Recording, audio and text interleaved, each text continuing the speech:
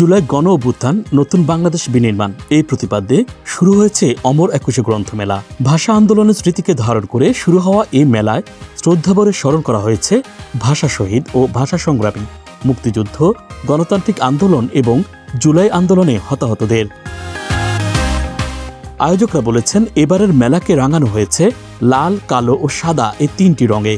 বিপ্লবের প্রতীক হিসাবে লাল, শোকের প্রতীক হিসাবে কালো এবং আশার প্রদীপ হিসাবে সাদাকে বেছে নেওয়া হয়েছে।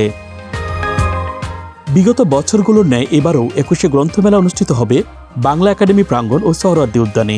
এই মেলায় অংশগ্রহণকারী 708টি স্টলের মধ্যে 99টি স্টল বাংলা একাডেমি আর 609টি স্টল সোহরাওয়ার্দী উদ্যানে নির্মাণ করা হয়েছে।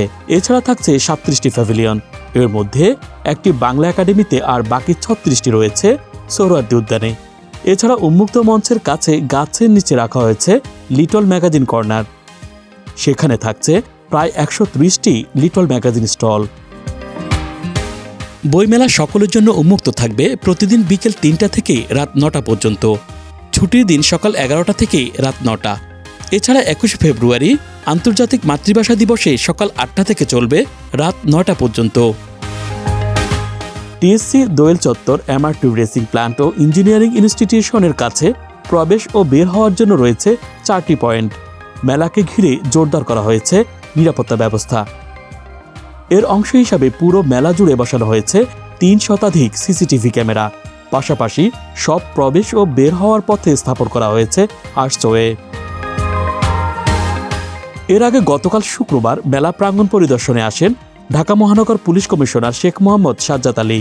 বইমেলা নিরাপত্তায় বেশ কিছু নির্দেশনা তুলে ধরে তিনি জানান, মেলা উপলক্ষে বাংলা একাডেমি, সোহরাওয়ার্দী উদ্যান ও আশেপাশের এলাকায় রাস্তা বন্ধ অথবা রোড ডাইভারশন দেওয়া হবে।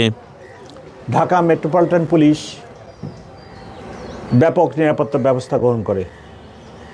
প্রতিবারের ন্যায় এবারও আমরা নিরাপত্তা ব্যবস্থা গ্রহণ করেছি।